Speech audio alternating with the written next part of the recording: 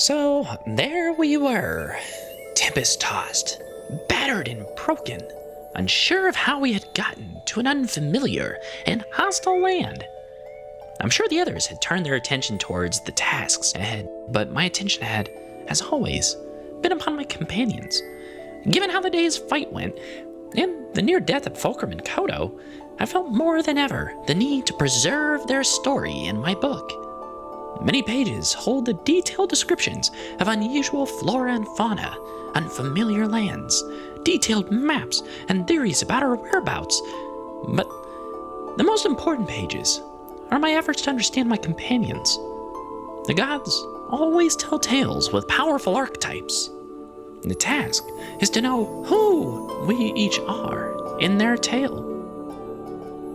Brighton, good-natured and naive, had been the one to speak when others were silent, and drove us ever towards the hero's quest. But once here, he realized the adventuring life was not for him.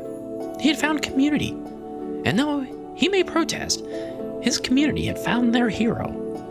In his absence, we struggled to find direction. Stepping out of uncertainty, we find Fulcrum, the archetype of the innocent, by my estimations. He struggles knowing that he is the creation of an evil madman, unsure what his destiny will be, and desperate to set himself apart from his creator. He is the literal embodiment of both good and evil forces in one form.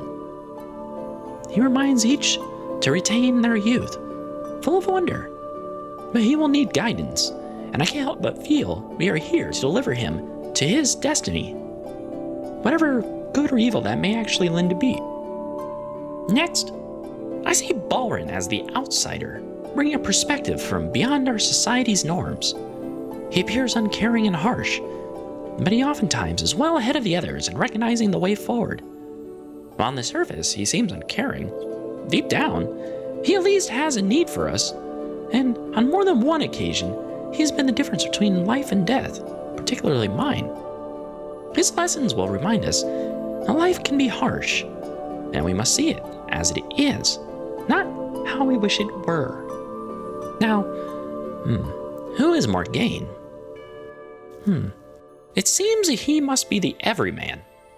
He brings with him the common sense of the crowd, the practical, steady drumbeat. He finds himself witnessing an unfolding world, and in it, a musical mystery. Curiously, this creative force holds sway over many, and has heard the attention of devils and men alike. This story reminds us that within us all are great possibilities if we have the courage and patience to look. Now, new to our group is the powerful Kodo, an unusual stranger. In some ways, I think he serves as the father figure of the group, or at least he appears to fill that role for young Fulcrum. I can already see him serving as a role model and a moral compass, and he sets firm expectations for the boy. Kodo seems to show us how to be resolute, steadfast, and stronger than the things that threaten us. And then, there's me. Who am I, really? I keep coming across a version of myself everywhere I look. Each different, yet familiar. Each as ignorant about the tattoos and our purpose as I am. Perhaps, if I just gave in to temptation and experimentation, I think I could get to the bottom of the puzzle. Maybe I could convince Duz and Dibbin to let me experiment on their tattoos.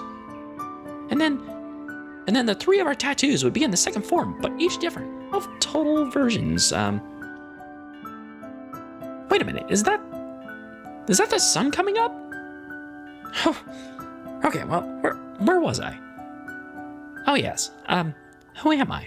For a time now, I've been playing at the privateer's life under the direction of Balrin, and as fun as that's been, I can't help but feel I've neglected my true role. I guess I'm the mentor. Fulcrum needs an advisor. He needs to become the leader of our group, and it'll be up to me to ensure that he understands and survives the lessons of the group. Well, hopefully, we'll find answers before we find death on this side of the Everstorm.